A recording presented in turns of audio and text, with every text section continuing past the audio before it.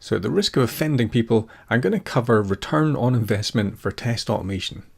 I'm sure I've done that before, but I'm going to do it again. But this time, I'm going to give you some exercises at the end here, which will add value regardless of whether you think ROI is a good idea or not.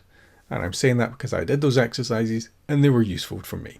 So I wrote this blog post called How to Invest in Testing, which is a parody blog post. Covers 3 things: ROI on test automation, people not being resources, and 100% automation. I'm going to cover different videos on each of those, but let's look at the automation and ROI thing. Now, because I'm often asked at conferences and emails, how do you calculate ROI on test automation? And I tend not to calculate the ROI on automation or this particular tool or exploratory testing or whatever, right? Because I don't work in environments where we have to do ROI calculations. I don't see a lot of value in that. I think people jump to ROI without considering other ways of reaching decisions. So for me, ROI is an easy target.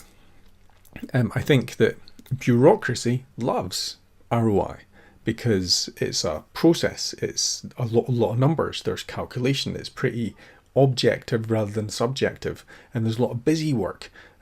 Every time I've been involved in organizations doing ROI, and we've had meetings and we've had to work out the formula and we've had to work out what factors we're weighting and everything like that, no one as part of that ROI process has factored in the cost of actually doing the ROI process versus the thing we are calculating ROI on.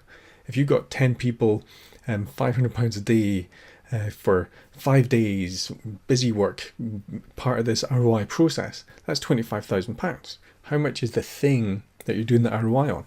And there I've just misused an ROI calculation to try and justify not doing ROI. But it's busy work. There's no value in there. I didn't need an ROI calculation to figure that out. But if you are doing ROI, factor in the cost of the process as well to make sure that it's easily justifiable. Consultancies love ROI because they can build calculators and they can sell you processes, and also it means that you can't really make a decision, so you need help. So consultancies can sell you that help. It just so happens that I've done a Google search for test automation ROI calculator, and I'm not picking on any one, but if I scroll through this, pretty much this is going to be people who are consultancies, have written calculators or are telling you how to justify buying their tool. And that's fine, right? Because that's marketing. And when we're doing marketing, we have to figure out how to sell to the people that are going to buy. And a lot of time it's not the actual person using it, it's the manager or it's the manager's manager, and they're part of a process that's using ROI. So I can understand why you would use an ROI calculation in order to try and sell to those people, because that's what they understand. That's the context and environment that they're selling in. And if you click on things for actual calculators, it's probably consultancies that are selling these things. So let's get rid of that. Let's make sure we don't embarrass anyone whose calculator uses these same processes. I should really look at is, well, I don't use ROI. Why is that? Well, it's easy for me because I don't see any value in it for the work that I do, and I have more autonomy and ability to make decisions about the work I do, so I don't use it. I don't have to use it. I've got other ways of making decisions. So because I don't see any value in it, I just don't use it. I think ROI works really well on projects, but not so much on the things within the project.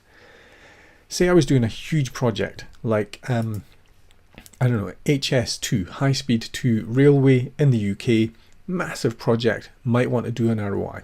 This is a report in an engineering magazine from 2011, it's currently 2018.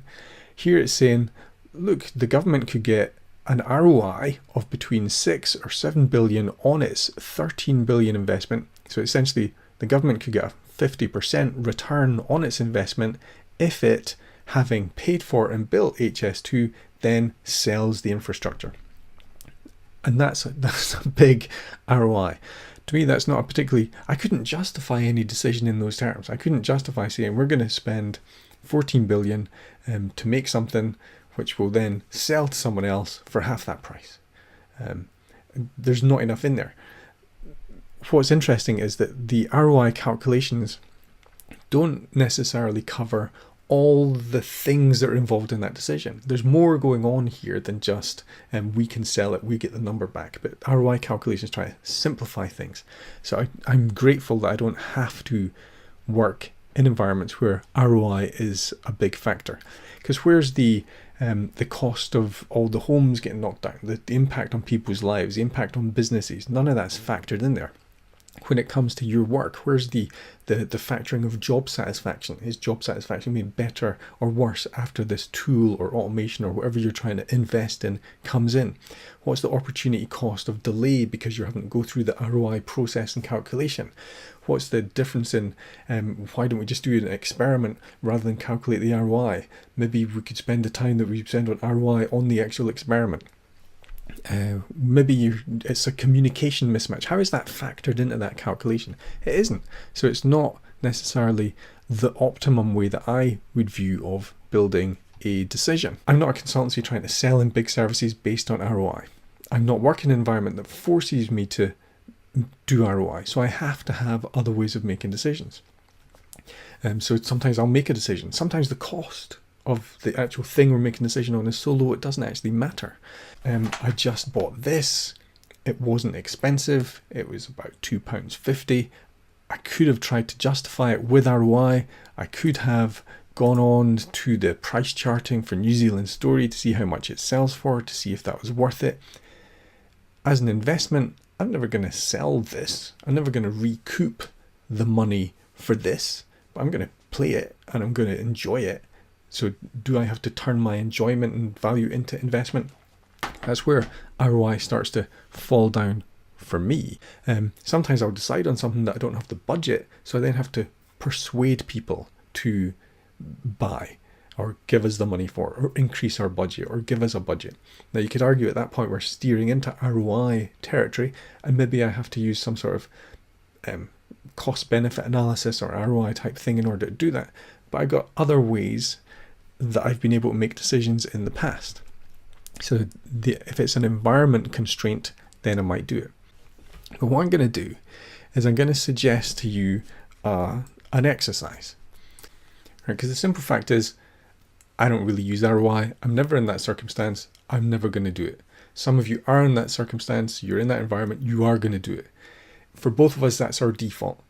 What's worth exploring is that default valid? Have we thought through the alternatives? That's what this exercise is for. So if you're using ROI, I'm going to ask you to look at these questions. Why are you using ROI? What is your definition of ROI? What do you gain?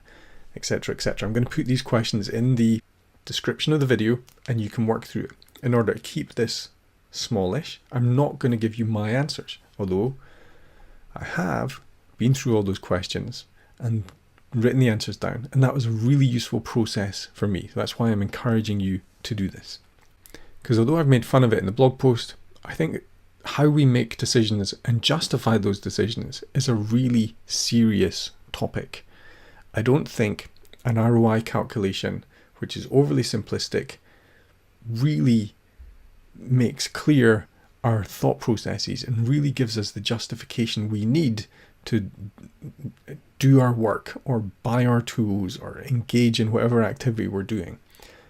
Hopefully, thinking through what we believe about ROI and about the processes we use can help us more than the parody post, which the parody post is just to draw attention to, this is nonsense, what can we do instead? Well, what we can do is think seriously about the topic of how we use decisions and how we justify them and how we use numbers to do that. And hopefully these questions will help you do that.